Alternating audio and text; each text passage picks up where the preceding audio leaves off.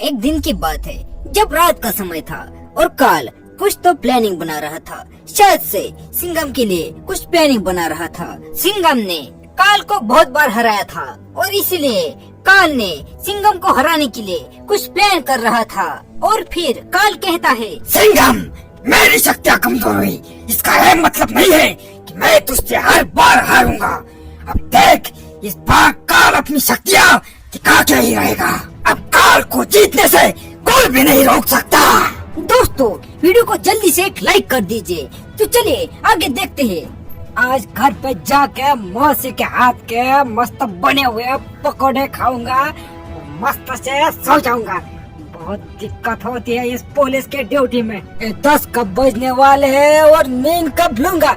चलो अभी सो जाता हूँ और घर में जा करके मस्त मौसी के हाथ के समोसे खाऊंगा।